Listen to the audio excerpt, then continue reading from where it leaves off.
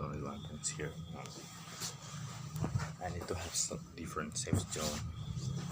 since I was a very difficult time to find a way out to have a different point of view to talk about this problem that I suppose your response preventions that I have done since a few months ago. Um, I'm quite sure you already know this was your response prevention that that's one I what I watch on several videos just like Jonathan Grayson and I'm sorry Dr. Jonathan Grayson and Dr. Patrick I don't really remember his last name but they made the, a good podcast two podcasts that I've watched a long review of it so we can watch it because you know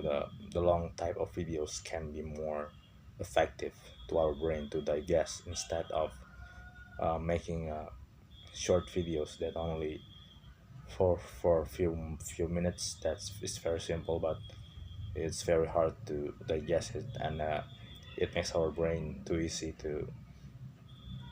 give up when it comes to complex information. I mean they try to give effective informations the in an efficient way and solve it. Answer every questions in for me it's very effective way to answer these questions. And I don't really have much to say about this because I'm on my journey myself. I just can hope the best to some of you with this compulsions problem. I don't even want to talk about the disease itself because um, to be frankly honest, I'm still feel shame of that thing. I mean, I don't really know when people say that you don't need to feel shame when you have an OCD or any kind of brain problem that because especially nowadays, you know, in this modern era, when people talk about that kind of problem, they will they will probably will assume that most of us you know made it into you know you make it ourselves because especially for the current generations but but for sometimes it really happens in a really big way not not because we made it ourselves not just like self diagnose or some kind of words like that but sometimes it really happens not based on your experience you know for example like Howard Hughes the if you like if you watch the movie called Aviator um that guy is he's not from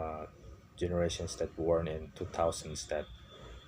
pretty identically with those kind of stuff and people make some cringe videos about it you know but this guy is born in 1905 but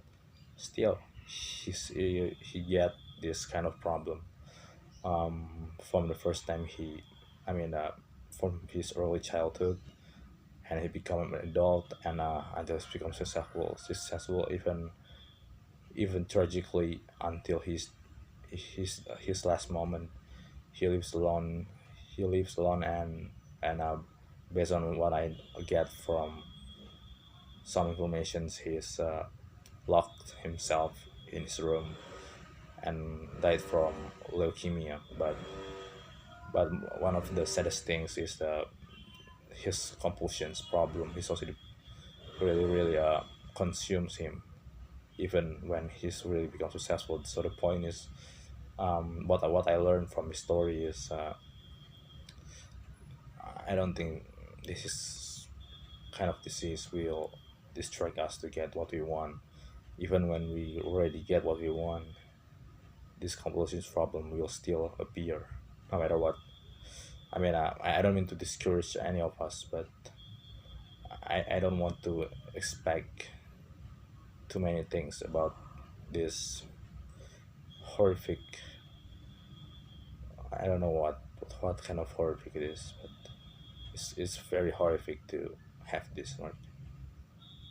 And I don't know what to say anymore, and until I make another videos before my class starts in 12:45.